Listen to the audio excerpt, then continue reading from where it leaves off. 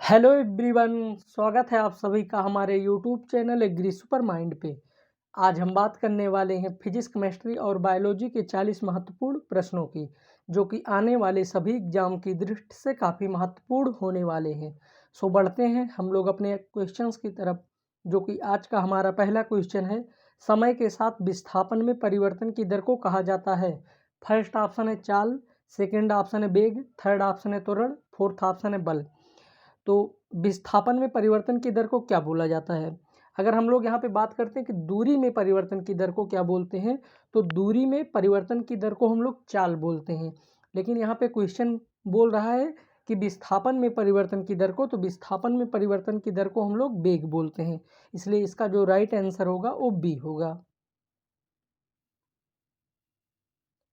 बढ़ते हैं next question की तरफ। मायोपिया में होता है। फर्स्ट ऑप्शन है दूर की वस्तु नहीं दिखाई पड़ना, सेकंड ऑप्शन है निकट की वस्तु नहीं दिखाई पड़ना, थर्ड ऑप्शन है लाल रंग की वस्तु नहीं दिखाई पड़ना, फोर्थ ऑप्शन है इनमें से कोई नहीं। तो मायोपिया क्या होता है? निकट दृष्टि दोष जो होता है इसी को हम लोग मायोपिया बोलते हैं। और निकट दृष्टि दोष में होता क्या है कि निकट की तो वस्तुएं दिखाई देती हैं, जो पास रखी वस्तुएं होती हैं वो हमें साफ दिखाई देती हैं, लेकिन जो दूर रखी हुई वस्तुएं होती हैं वो हमें साफ नहीं दिखाई देती हैं। इसी को हम लोग मायोपिया या फिर निकट दृष्टि दोष बोलते हैं। तो इसलिए अगर इसके हम लोग राइट ऑप्शन की बात करें तो इसका जो राइट ऑप्शन होगा वो ए होगा, यानी दूर की वस्तु नहीं दिखाई पड़ना। बढ़ते हैं नेक्स्ट क्वेश्चंस की तरफ।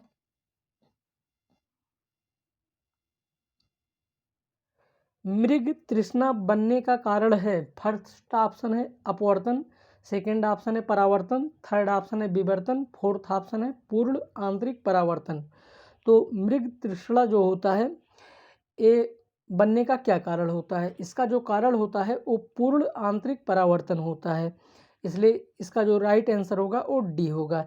इसमें क्या होता है कि जब हम लोग रेगिस्तान में होते हैं तो या कहीं पे खड़े होते तो दूर देखने पे हमें ऐसा लगता है कि जल दिखाई दे सकता है, लेकिन ऐसा होता नहीं है। इसी को हम लोग पूर्ण आंतरिक परावर्तन भी बोलते हैं, या हीरे में जो मतलब चमक होती है वो भी पूर्ण आंतरिक परावर्तन के कारण होती है।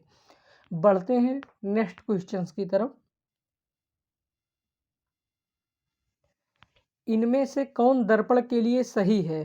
फर्स्ट ऑप्शन है 1/f बराबर 1/v minus 1/u, second option है f बराबर d/2, थर्ड ऑप्शन है 1/f बराबर 1/u plus 1/v, fourth option है f बराबर v प्लस u।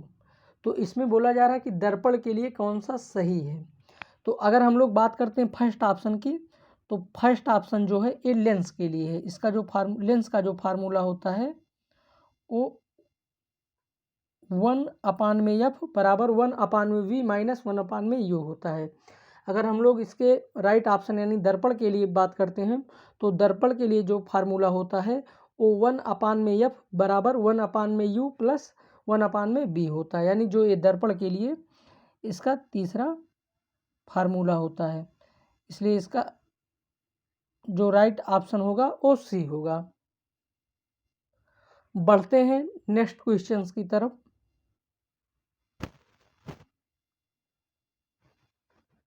निम्नलिखित में से किस यंत्र में यांत्रिक ऊर्जा विद्युत ऊर्जा में परिवर्तित होती है? फर्स्ट ऑप्शन है मोटर में, सेकंड ऑप्शन है ट्रांसफार्मर में, थर्ड ऑप्शन है जनरेटर में, फोर्थ ऑप्शन है विद्युत मापी में। तो यहाँ पे बात की जा रही है कि यांत्रिक ऊर्जा विद्युत ऊर्जा में परिवर्तित होती है किस यंत्र के द्वारा? तो जनरेटर जो होता है, जनरेटर में जो पहिया होता है, जब पहिया घूमता है तो यांत्रिक ऊर्जा का कार्य करता है, और वो पहिया घूमने के बाद क्या करता है, उसको जो विद्युत होता है यानी मतलब जो उसका एनर्जी होता है उसको विद्युत ऊर्जा में कन्वर्ट करता है। तो जनरेटर जो होता है ये विद्युत यांत्रिक ऊर्जा को विद्युत ऊर्जा में कन्वर्ट करने वाला यंत्र होता है। इसलिए इसका जो राइट आंसर होगा वो सी होगा। बढ़ते हैं नेक्स्ट क्वेश्चंस की तरफ। डायोड वह प्रयुक्ति है जो धारा को, फर्स्ट ऑप्शन है एक दिशा में प्रवाहित होने देती है, सेकंड ऑप्शन है दोनों दिशाओं में प्रवाहित होने देती है, थर्ड ऑप्शन है किसी भी दिशा में नहीं, फोर्थ ऑप्शन है इनमें से कोई नहीं। तो डायोड, डायोड जो होती है ये धारा को एक ही दिशा में प्रवाहित होने देती है, इसलिए इसका जो राइट आंसर होगा वो ए होगा। एनटीपीसी में पूछा गया है कि मतलब जो डायोड का सिंबल होता है वो कैसा होता है, तो डायोड का जो सिंबल होता है वो नॉर्मली डायोड का कुछ इस तरह का सिंबल होता है। बढ़ते हैं नेक्स्ट क्वेश्चंस की तरफ। निम्न में से विद्युत धारा का मापन करते हैं। फर्स्ट ऑप्शन है वोल्ट मीटर से, सेकंड ऑप्शन है एनीमोमीटर से, थर्ड ऑप्शन है कंप्यूटर से, फोर्थ ऑप्शन है एमीटर से। तो अगर हम लोग बात करते हैं वोल्ट मीटर की, तो वोल्ट मीटर जो होता है इससे हम लोग क्या मापते हैं, विभवांतर मापते हैं। वोल्ट मीटर जो होता है इससे हम लोग विभवांतर मापने का कार्य करते हैं। अगर यहीं पे बात करते हैं एनीमोमीटर की, तो एनीमोमीटर जो होता है ये हवा का वेग मापने में किया जाता है, हवा का वेग। और कंप्यूटर तो आप सभी लोग जानते होंगे। अगर यहाँ पे बात करते हैं एमीटर की, तो एमीटर जो होता है ये विद्युत धारा को मापने के लिए उपयोग किया जाता है, इसलिए इसका जो राइट आंसर होगा वो डी होगा। बढ़ते हैं नेक्स्ट क्वेश्चंस की तरफ। ट्रांसफार्मर का प्रयोग होता है। फर्स्ट ऑप्शन है वोल्टेज चेंज करने में, सेकंड ऑप्शन है धारा को प्रवाहित करने में, थर्ड ऑप्शन है धारा को फिल्टर करने में, फोर्थ ऑप्शन है फ्यूज के रूप में। तो ट्रांसफार्मर, ट्रांसफार्मर देखते हैं कि मतलब ट्रांसफार्मर जो होता है ये वोल्टेज को बढ़ाने और घटाने दोनों का कार्य करता है। ट्रांसफार्मर का क्या कार्य होता है, ये वोल्टेज को बढ़ाता भी है और घटाता भी है। तो जो वोल्टेज को बढ़ाता है उसको हम लोग स्टेप अप ट्रांसफर बोलते हैं, यानी जो वोल्टेज को बढ़ाने का कार्य करता है उसको हम लोग स्टेप अप ट्रांसफार्मर बोलते हैं, और जो वोल्टेज को घटाने का कार्य करता है उसको हम लोग सेट डाउन ट्रांसफर कहते हैं, सॉरी स्टेप डाउन ट्रांसफर कहते हैं। तो यहाँ पे ट्रांसफर का प्रयोग किया जाता है। तो ट्रांसफार्मर का जो प्रयोग होता है वो वोल्टेज को चेंज करने में किया जाता है, इसलिए इसका जो राइट आंसर होगा वो ए होगा।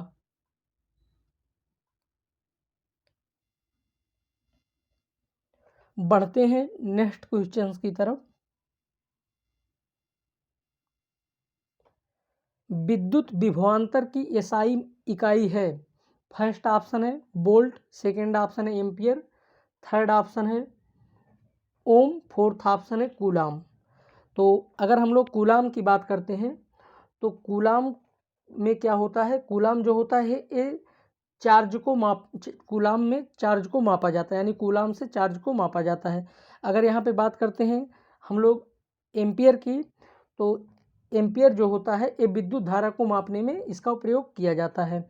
अगर बात करते हैं ओम की, तो ओम जो होता है ये प्रतिरोध को मापने में इसका प्रयोग किया जाता है। बचा आपके पास एक ऑप्शन वोल्ट, तो वोल्ट जो होता है ये विद्युत विभवांतर की इकाई होती है, इसलिए इसका जो राइट आंसर होगा वो ए होगा।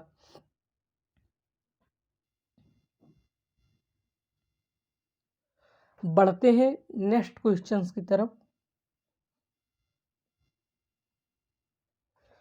किसी अर्धचालक का प्रतिरोध गर्म करने पर फर्स्ट ऑप्शन है घटता है, सेकंड ऑप्शन है बढ़ता है, थर्ड ऑप्शन है स्थिर रहता है, फोर्थ ऑप्शन है इनमें से कोई नहीं। तो किसी मतलब अर्धचालक का प्रतिरोध गर्म करने पर क्या होता है, तो अर्धचालक क्या होते हैं, मतलब अर्धचालक जो होते हैं ये मेटल और नॉन मेटल के बीच में पाया जाने वाला एक उपधातु होता है। तो अर्धचालक का क्या, जैसे मतलब अगर बात कर लेते हैं हम लोग चालक की, तो चालक को मतलब क्या होता है, चालक में जो होता है करंट वो इजली से फ्लो करता है। वो जो कुचालक होते हैं यानी जो नॉन मेटल होते हैं उनमें क्या होता है, करंट इजली फ्लो नहीं होता है। लेकिन चालक और कुचालक के बीच में जो अर्धचालक पाया जाता है यानी जो उपधातु के बने होते हैं, इसमें प्रतिरोध कुचालक की तुलना में ज़्यादा और चालक की तुलना में कम होता है। तो अर्धचालक का प्रतिरोध जब हम लोग गर्म करते हैं तो एक घटता है, इसलिए इसका जो राइट आंसर होगा वो ए होगा। बढ़ते हैं नेक्स्ट क्वेश्चंस की तरफ।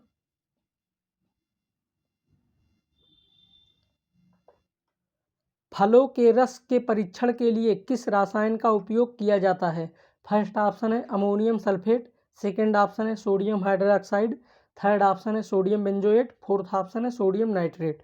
तो फलों के रस के परीक्षण के लिए हम लोग सोडियम बेंजोएट का उपयोग करते हैं। इससे क्या होता है कि जो फल होते हैं उनके रस जो होते हैं वो सड़ने से बच जाते हैं, इसलिए इसका जो राइट आंसर होगा वो सी होगा, यानी सोडियम बेंजोएट। बढ़ते हैं नेक्स्ट क्वेश्चंस की तरफ। सोडियम कार्बोनेट का रासायनिक सूत्र है, फर्स्ट ऑप्शन है Na2CO3, सेकेंड ऑप्शन है NaCO3, थर्ड ऑप्शन है Na3CO2, फोर्थ ऑप्शन है NaCO2। तो सोडियम कार्बोनेट का जो रासायनिक सूत्र होता है वो Na2CO3 होता है, इसलिए इसका जो राइट आंसर होगा वो ए होगा। इसको हम लोग सोडियम कार्बोनेट बोलते हैं। सोडियम कार्बोनेट तो ये होता ही, साथ साथ में इसको हम लोग क्या बोलते हैं, धोने का सोडा यानी कास्टिक सोडा जो है ये सोडियम कार्बोनेट को ही बोला जाता है। बढ़ते हैं नेक्स्ट क्वेश्चंस की तरफ।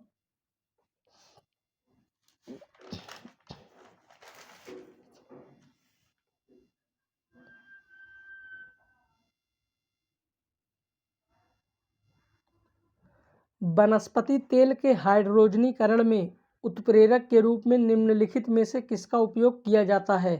फर्स्ट ऑप्शन है निकिल का, सेकंड ऑप्शन है कार्बन का, थर्ड ऑप्शन है नाइट्रोजन का, फोर्थ ऑप्शन है ऑक्सीजन का। तो वानस्पतिक तेल के हाइड्रोजनीकरण में उत्प्रेरक के रूप में जो हम लोग जिसका उपयोग करते हैं वो निकिल होता है, इसलिए इसका जो राइट आंसर होगा वो ए होगा। वो अगर बात करते हैं कि क्या करते हैं कि जो वेजिटेबल ऑयल होता है इसको जब हम लोग हाइड्रोजनीकरण मतलब हाइड्रोजनीकरण करने की ज़रूरत क्या है, तो हाइड्रोजनीकरण इसलिए करते हैं ताकि जो वेजिटेबल ऑयल है वो वेजिटेबल घी में कन्वर्ट हो जाए। तो इसको इसमें उत्प्रेरक के रूप में हम लोग किसका उपयोग करते हैं, निकिल का उपयोग करते हैं, इसलिए इसका जो राइट आंसर होगा वो ए होगा। बढ़ते हैं नेक्स्ट क्वेश्चंस की तरफ।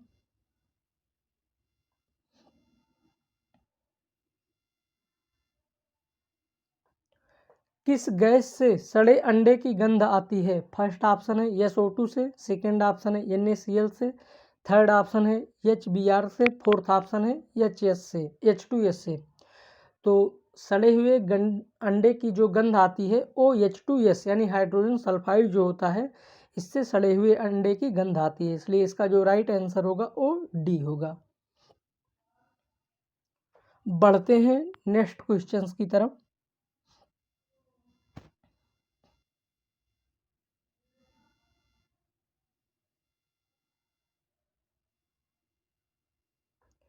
सोडियम को जल में डालने पर कौन सी गैस निकलती है? फर्स्ट ऑप्शन है हाइड्रोजन, सेकंड ऑप्शन है नाइट्रोजन, थर्ड ऑप्शन है ऑक्सीजन, फोर्थ ऑप्शन है इनमें से कोई नहीं। तो देखते हैं कि सोडियम को जल में डालने से कौन सी गैस निकलती है। हम लोग इस रिएक्शन के माध्यम से देखते हैं कि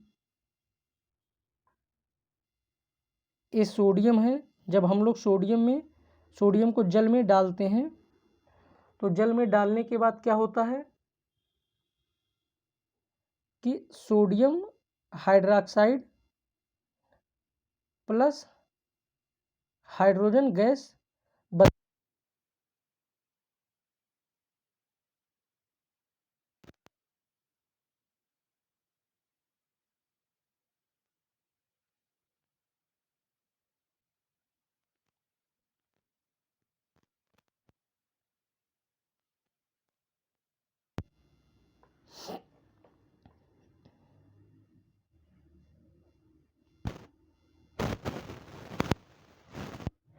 पत्थरों एवं खनिजों में सर्वाधिक मात्रा में पाया जाने वाला तत्व है?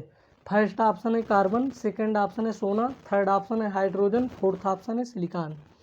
तो पत्थरों और खनिजों में जो सर्वाधिक मात्रा में पाया जाने वाला तत्व होता है वो सिलिकॉन होता है, इसलिए इसका जो राइट आंसर होगा वो डी होगा। अगर बात कर लेते हैं कि कितने परसेंट पाया जाता है, तो ये 28.2% पाया जाता है। बढ़ते हैं नेक्स्ट क्वेश्चन की तरफ।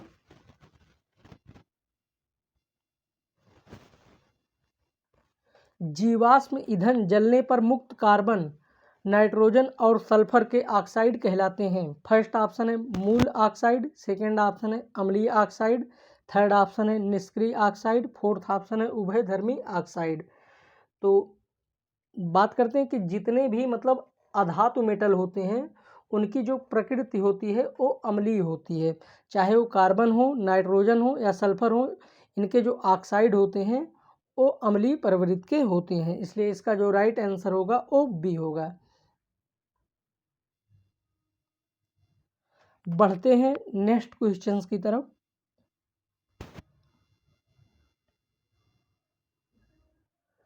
ठोस कोयला को तरल हाइड्रोकार्बन में परिवर्तित करने वाली प्रक्रिया को कहते हैं? फर्स्ट ऑप्शन है क्रैकिंग, सेकेंड ऑप्शन है कार्बोनेशन, थर्ड ऑप्शन है द्रवीकरण, फोर्थ ऑप्शन है कैटालिटिक कन्वर्जन। तो ठोस कोयला को मतलब तरल हाइड्रोजन कार्बन में परिवर्तन करने की क्रिया जो होती है वो द्रवीकरण होती है। इसलिए इसका जो राइट आंसर होगा वो सी होगा। बढ़ते हैं नेक्स्ट क्वेश्चंस की तरफ।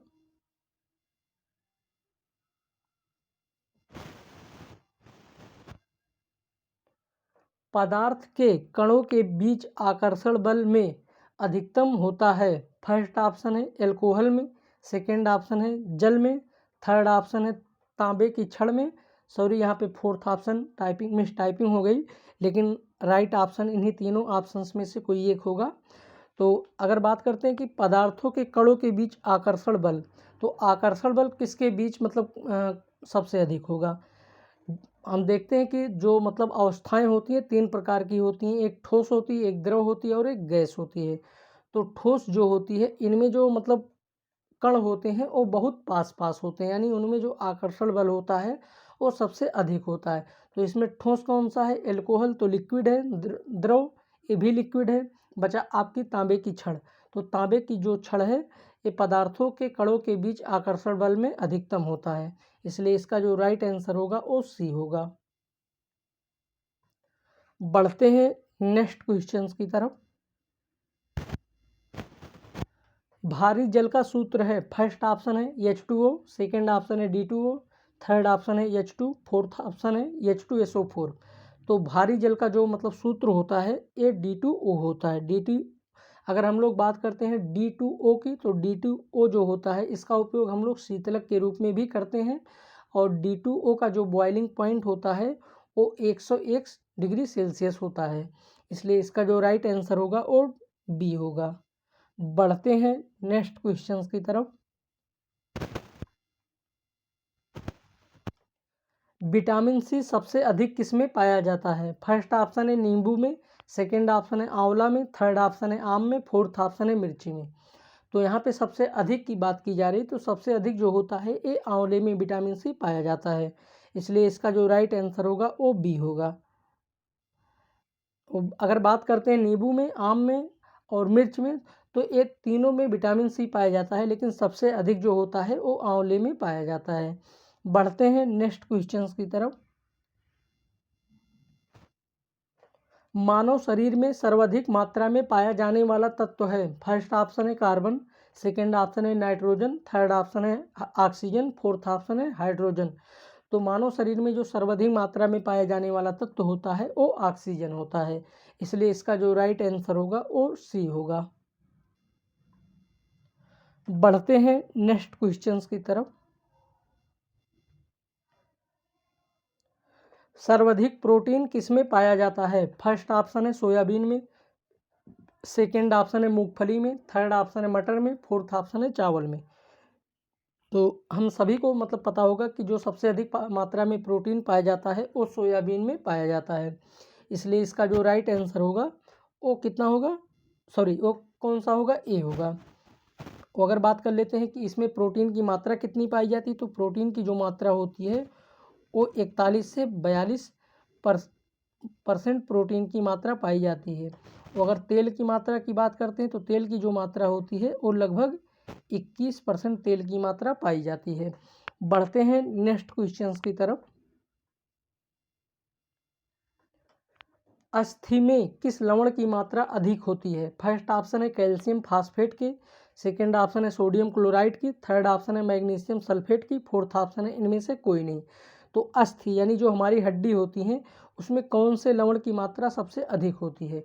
तो अगर बात करते हैं कि कैल्शियम फास्फेट की, तो कैल्शियम फास्फेट जो होता है ये हमारी अस्थियों में सबसे अधिक मात्रा में लवण के रूप में पाया जाता है, इसलिए इसका जो राइट आंसर होगा वो ए होगा।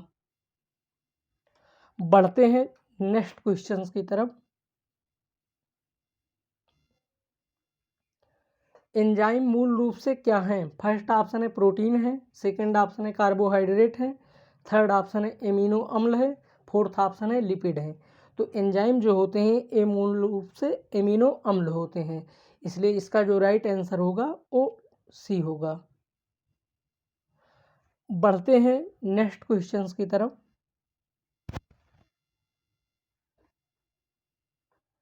नवजात शिशु में हड्डियों की संख्या कितनी होती है? फर्स्ट ऑप्शन है 300, सेकंड ऑप्शन है 206, थर्ड ऑप्शन है 200, फोर्थ ऑप्शन है 350। तो नवजात जो शिशु होते हैं उनमें जो हड्डियों की संख्या होती है वो 300 होती है। अगर बात करते हैं वयस्कों में, तो वयस्कों में जो हड्डियों की संख्या होती है वो 206 होती है। मतलब 206। आप सोचते होंगे कि जो बच्चे हैं बच्चों में हड्डियों की संख्या कम होनी चाहिए और वयस्कों में ज़्यादा होनी चाहिए, लेकिन क्या होता है कि जो बच्चे जब होते हैं उनमें हड्डियों की संख्या ज़्यादा होती है। जब बच्चे बड़े होते हैं तो कुछ हड्डियां आपस में फ्यूज होकर एक हो जाती हैं और धीरे धीरे इसी तरह से फ्यूज होकर कुछ हड्डियां मिलकर आपस में टोटली जब वयस्क होने के बाद कितनी हड्डियां हो जाती हैं? 206 हड्डियां हो जाती हैं। तो यहाँ नवजात में हड्डियों की संख्या कितनी होगी? 300 होगी। बढ़ते हैं नेक्स्ट क्वेश्चंस की तरफ। निम्न में कौन सा जल जनित रोग है? फर्स्ट ऑप्शन है तपेदिक, सेकेंड ऑप्शन है मलेरिया, थर्ड ऑप्शन है हैजा, फोर्थ ऑप्शन है चेचक। तो जल जनित रोग कौन सा है? तो तपेदिक जो होता है ये एक प्रकार का जल जनित रोग होता है, इसलिए इसका जो राइट आंसर होगा वो ए होगा। बढ़ते हैं नेक्स्ट क्वेश्चंस की तरफ। मनुष्य 1 मिनट में कितनी बार सांस लेता है? फर्स्ट ऑप्शन है आपका 16 से 18 बार, सेकेंड ऑप्शन है 20 से 26 बार, थर्ड ऑप्शन है 10 से 12 बार, फोर्थ ऑप्शन है 70 से 72 बार। तो मनुष्य जो होता है एक बार में ये 16 से 18 बार सांस लेता है, इसलिए इसका जो राइट आंसर होगा वो ए होगा। यानी 1 मिनट में आप कभी मिनट को काउंट करिएगा, आपके सामने एक घड़ी रख लीजिए और घड़ी को ऑन कर लीजिए और आप अपना मतलब सांस लेना शुरू कर दीजिए, तो आप मैक्सिमम पाएंगे। अगर आप एक हेल्दी पर्सन होंगे तो आपका लगभग जो ब्रीदिंग टाइम होगा वो 16 से 18 मिनट या 15 से 18 मिनट आपका ब्रीदिंग टाइम होगा। और अगर यहाँ पे बात करते हैं कि 70 से 72 मिनट, तो हमारे जो हृदय की गति होती है, धड़कन होती है, वो 1 मिनट में लगभग 70 से 72 बार हमारा जो हार्ट होता है वो बीट करता है। इसलिए अगर बात करते हैं राइट आंसर की, तो राइट आंसर जो होगा वो ए होगा। बढ़ते हैं नेक्स्ट क्वेश्चंस की तरफ। निम्न में से कौन सा रोग विषाणु के कारण होता है? फर्स्ट ऑप्शन है दाद, सेकंड ऑप्शन है हैजा, थर्ड ऑप्शन है खसरा, फोर्थ ऑप्शन है टाइफाइड। तो दाद जो होता है ये कवक के कारण होता है, हैजा जो होता है ये जीवाणु के कारण होता है, टाइफाइड जो होता है ये भी जीवाणु के कारण होता है। बचा आपके सामने एक ऑप्शन खसरा। तो खसरा जो होता है ये विषाणु के कारण होने वाला एक डिजीज होता है, इसलिए इसका जो राइट आंसर होगा वो सी होगा। बढ़ते हैं नेक्स्ट क्वेश्चंस की तरफ। मानव मस्तिष्क में तापमान को नियंत्रित करने का कार्य कौन करता है? फर्स्ट ऑप्शन है सेरेब्रम, सेकंड ऑप्शन है हाइपोथैलेमस, थर्ड ऑप्शन है थैलेमस, फोर्थ ऑप्शन है इनमें से कोई नहीं। तो मानव मस्तिष्क में जो तापमान को नियंत्रित करने का कार्य करता है वो हाइपोथैलेमस होता है। हमको ज़्यादा ठंडी लग रही हो या ज़्यादा गर्मी लग रही हो तो इसका कंट्रोल कौन करता है? हाइपोथैलेमस जो होता है ये तापमान को कंट्रोल करता है, इसलिए इसका जो राइट आंसर होगा वो बी होगा। बढ़ते हैं नेक्स्ट क्वेश्चंस की तरफ। मस्तिष्क का कौन सा भाग भूख प्यास को नियंत्रित करता है? फर्स्ट ऑप्शन है हाइपोथैलेमस, सेकंड ऑप्शन है थैलेमस, थर्ड ऑप्शन है सेरेब्रम, फोर्थ ऑप्शन है इनमें से कोई नहीं। तो भूख प्यास, हमें भूख लगती है, प्यास लगती है, इस चीज़ का अनुभव कौन कराता है? तो इस चीज़ का जो अनुभव है हमारी बॉडी में, वो यानी हमारी बॉडी या हमारी मतलब मस्तिष्क की अगर यहाँ पे बात हो रही है, तो मस्तिष्क में जो है ये हाइपोथैलेमस जो होता है, ये अगर हमें भूख लगती है तो इंडिकेट करती है, या प्यास लगती है फिर तो भी इंडिकेट करती है। तो इसलिए इसका जो राइट आंसर होगा वो ए होगा। बढ़ते हैं नेक्स्ट क्वेश्चंस की तरफ। मानव मस्तिष्क कितने भागों में विभाजित होता है? फर्स्ट ऑप्शन है 2 भागों में, सेकंड ऑप्शन है 3 भागों में, थर्ड ऑप्शन है 4 भागों में, फोर्थ ऑप्शन है 5 भागों में। तो मानव मस्तिष्क जो होता है ये 3 भागों में डिवाइड होता है। फर्स्ट ऑप्शन है, जो पहला पार्ट होता है उसको हम लोग फोर ब्रेन बोलते हैं, जो दूसरा पार्ट होता है उसको हम लोग मिड ब्रेन बोलते हैं, और जो तीसरा पार्ट होता है उसको हम लोग हाइंड ब्रेन बोलते हैं। तो मानव मस्तिष्क जो होता है ये 3 भागों में विभाजित होता है, इसलिए इसका जो राइट आंसर होगा वो बी होगा। बढ़ते हैं नेक्स्ट क्वेश्चंस की तरफ। डीपीटी का टीका किसकी सुरक्षा हेतु दिया जाता है? फर्स्ट ऑप्शन है tetanus polio plague, second option है TB polio diphtheria, third option है डिप्थीरिया कुकुर खांसी टिटनेस, फोर्थ ऑप्शन है इनमें से कोई नहीं। तो डीपीटी का जो टीका होता है ये डिप्थीरिया, कुकुर खांसी और टिटनेस की सुरक्षा हेतु के लिए दिया जाता है, इसलिए इसका जो राइट आंसर होगा वो सी होगा। बढ़ते हैं नेक्स्ट क्वेश्चंस की तरफ। पीयूष ग्रंथि मानव शरीर में कहाँ पाई जाती है? फर्स्ट ऑप्शन है किडनी में, सेकंड ऑप्शन है लीवर में, थर्ड ऑप्शन है फेफड़ा में, फोर्थ ऑप्शन है मस्तिष्क में। तो पीयूष ग्रंथि जो होती है ये मानव शरीर के मस्तिष्क में पाई जाती है, इसलिए इसका जो राइट आंसर होगा वो डी होगा। बढ़ते हैं नेक्स्ट क्वेश्चंस की तरफ। चमगादड़ों द्वारा परागकण कहलाता है? फर्स्ट ऑप्शन है एंटिमोफिली, सेकेंड ऑप्शन है एनिमोफिली, थर्ड ऑप्शन है ऑर्निथोफिली, फोर्थ ऑप्शन है चिरेप्टरफिली। तो यहाँ पे चमगादड़ों द्वारा बात की जा रही है, तो चमगादड़ों द्वारा जो परागण होता है एक चिरेप्टरफिली कहलाता है, इसलिए इसका जो राइट आंसर होगा वो डी होगा। अगर यहाँ पे बात कर लेते हैं ऑर्निथोफिली की, तो ऑर्निथोफिली जो होता है ये चिड़ियों के द्वारा जो परागण होता है उसको ऑर्निथोफिली बोला जाता है। एनिमोफिली में हवाओं के द्वारा जो परागण होता है उसको एनिमोफिली बोला जाता है, और एंटमोफिली यानी कीटों के द्वारा जो परागण होता है उसको हम लोग एंटमोफिली बोलते हैं। बढ़ते हैं नेक्स्ट क्वेश्चन की तरफ। थायराइड ग्रंथ की अत्यधिक वृद्धि किसकी कमी के कारण होता है? फर्स्ट ऑप्शन है आयोडीन, सेकेंड ऑप्शन है आयरन, थर्ड ऑप्शन है कैल्शियम, फोर्थ ऑप्शन है फास्फोरस।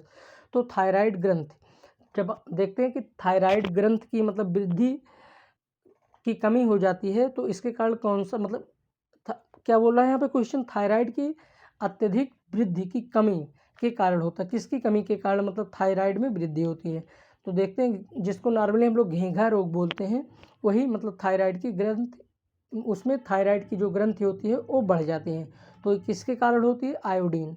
आयोडीन जो होता है इसकी कमी के कारण थायराइड की ग्रंथि अत्यधिक वृद्धि हो जाती है, तो इसलिए इसका जो राइट आंसर होगा वो ए होगा। बढ़ते हैं नेक्स्ट क्वेश्चन की तरफ। साइटोलॉजी में किसका अध्ययन किया जाता है? फर्स्ट ऑप्शन है जीवाणु का, सेकंड ऑप्शन है फूलों का, थर्ड ऑप्शन है कवक का, फोर्थ ऑप्शन है कोशिका का। तो साइटोलॉजी जो होता है इसमें हम लोग कोशिका का अध्ययन करते हैं, इसलिए इसका जो राइट आंसर होगा वो डी होगा। बढ़ते हैं नेक्स्ट क्वेश्चन की तरफ। विकास के सिद्धांत का प्रतिपादन किसने किया? फर्स्ट ऑप्शन है लैमार्क ने, सेकंड ऑप्शन है डार्विन ने, थर्ड ऑप्शन है रॉबर्ट हुक ने, फोर्थ ऑप्शन है इनमें से कोई नहीं। तो विकास के सिद्धांत का जो प्रतिपादन किया था वो डार्विन ने किया था, यानी चार्ल्स डार्विन जो हैं इन्होंने विकास के सिद्धांत का प्रतिपादन किया था, इसलिए इसका जो राइट आंसर होगा वो बी होगा। बढ़ते हैं नेक्स्ट क्वेश्चन की तरफ। पादप कोशिका भित्ति किसकी बनी होती है? फर्स्ट ऑप्शन है सेलुलोज की, सेकेंड ऑप्शन है काइटिन की, थर्ड ऑप्शन है माल्टोज की, फोर्थ ऑप्शन है शर्करा की। तो पादप यानी पौधों की जो कोशिका भित्ति होती है वो किसकी बनी होती है? तो पौधों की जो कोशिका भित्ति होती है ये सेल्यूलोज की बनी होती है, इसलिए इसका जो राइट आंसर होगा वो ए होगा। बढ़ते हैं हम लोग अपने आखिरी क्वेश्चंस की तरफ। किस तत्व की कमी से घेंघा रोग हो जाता है? अभी देखे थे कि इसके पहले हम लोग को इसी टाइप का एक क्वेश्चन और मिला था। तो फर्स्ट ऑप्शन है आयरन, सेकंड ऑप्शन है फास्फोरस, थर्ड ऑप्शन है कैल्शियम, फोर्थ ऑप्शन है आयोडीन। तो आयोडीन जो होता है इसकी कमी से घेंघा रोग हो जाता है, इसलिए इसका जो राइट आंसर होगा वो डी होगा। आज का हमारा वीडियो यहीं तक, मिलते हैं नेक्स्ट वीडियो में, तब तक के लिए good luck, take care, bye bye.